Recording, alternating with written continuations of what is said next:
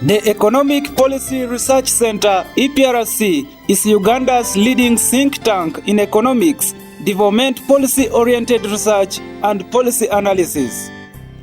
Established in 1993 as an autonomous not-for-profit organization seeking to fill fundamental gaps in economics research, policy analysis, and capacity building for effective in-country contributions to Uganda's policy processes. Today, EPRC is a reputable, credible, and independent policy think tank in Uganda, renowned for providing research-based evidence and policy analysis to support the formulation, implementation, monitoring, and evaluation of government policies. The EPRC's mission is to foster sustainable growth and development of the Ugandan economy by advancing the role of research in policy processes through provision of high-quality applied research, practical policy analysis and advice, policy-focused dissemination and discourse. EPRC also undertakes capacity-building activities through intellectual and scholar exchange, networking with accredited national and international institutions, including scholars.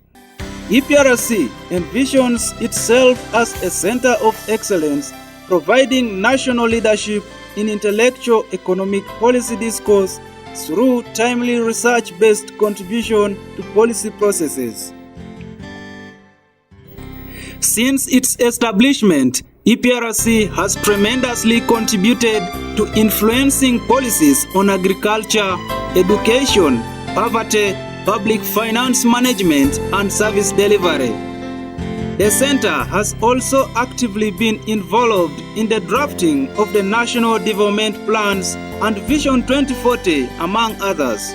In 2014, when government proposed to impose value-added tax on agricultural inputs like horse and fertilizers, the media was awash with the news and analysis regarding the new tax measure. There is an untapped area which must be taxed. What is happening now is that in agriculture there is a lot of informal sector that many of those who would have been taxed are not taxed. And because of informality, the government is finding it difficult. We need money in order to provide and support and guide agriculture. And that money comes from tax. I would be shooting myself in the leg if I say don't tax money.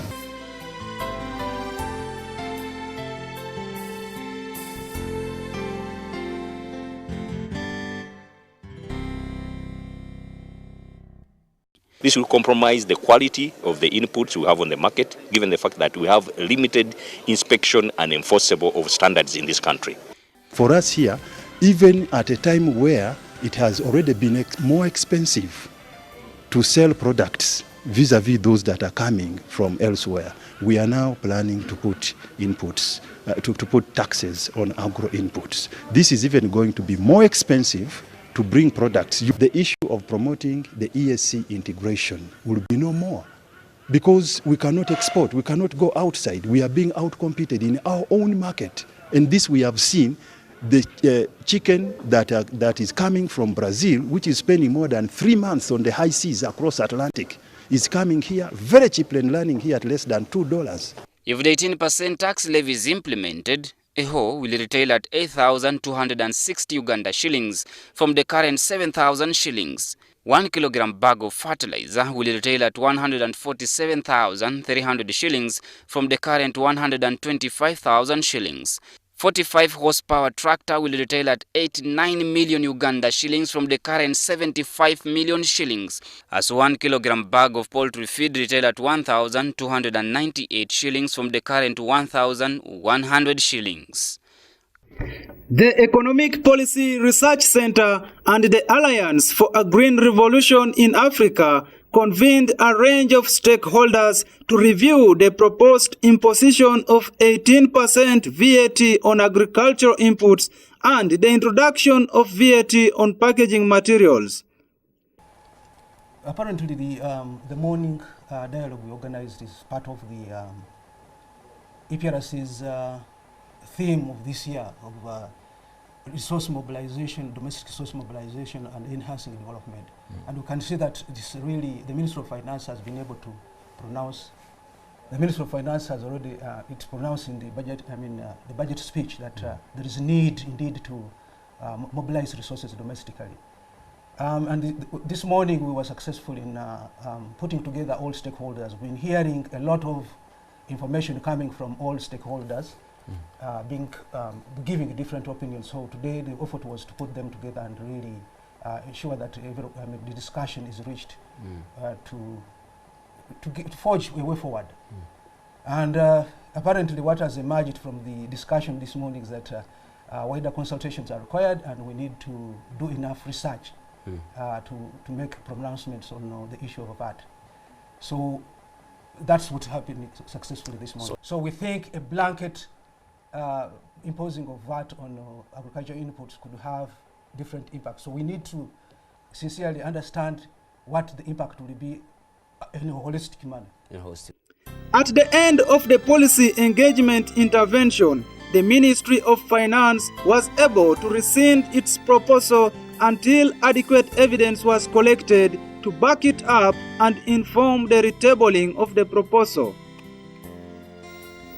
EPRC has not spared bringing to the awareness of its publics the need for a clear fertilizer strategy.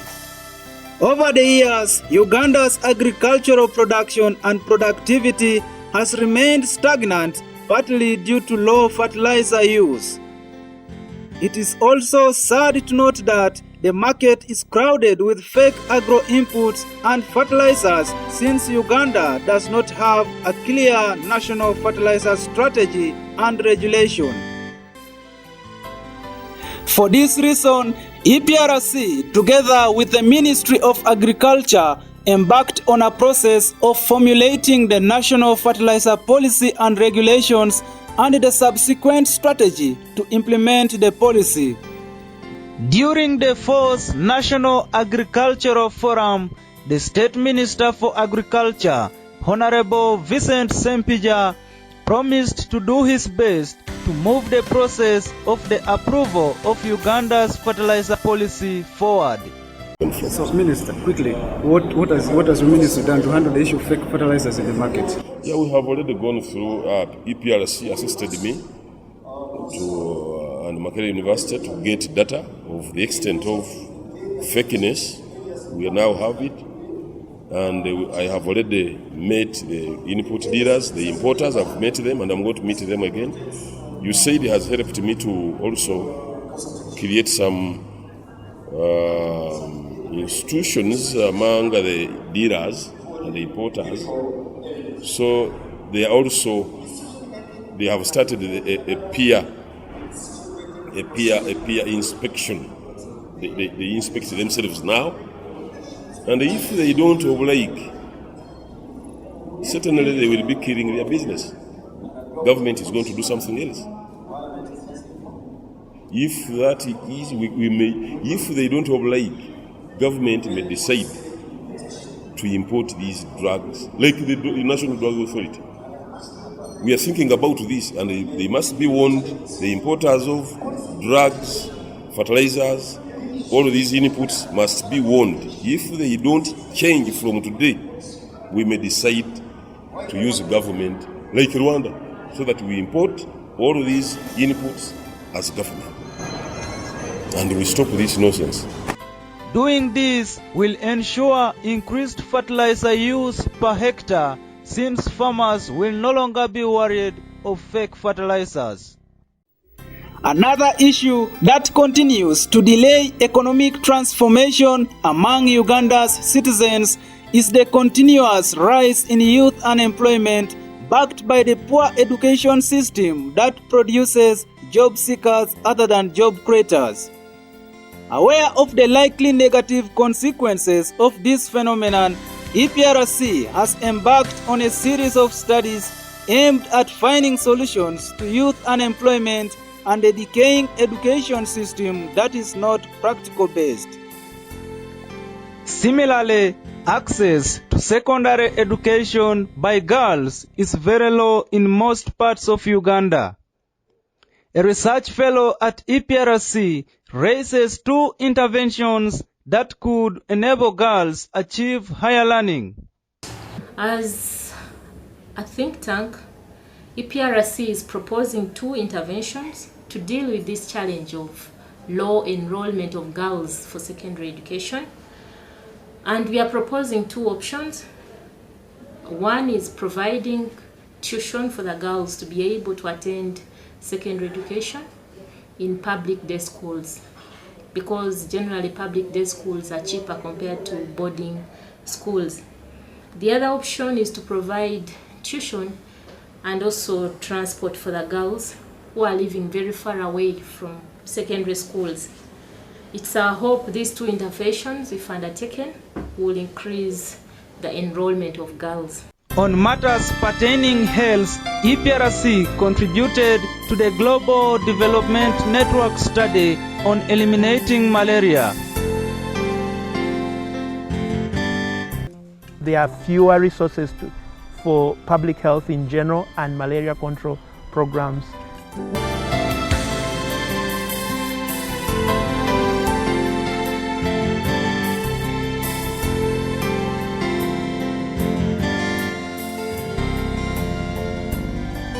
With nets, they are only as effective as their consistent use.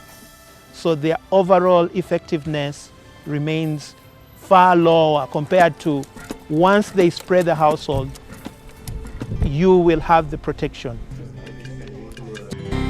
On the macroeconomic aspect, EPRC analyst Musa Luanga highlights key issues that can ensure a viable banking sector. Normally, regulation is not the only solution. It's good to have very good regulation. However, the banks themselves have to be managed very well. Because the banks that failed in the 90s, most of them was due to mismanagement. You had shareholders that were so powerful in these banks that they could influence the decisions of their managers. And you found managers taking or giving out loans or making financial decisions that were not the right decisions to make.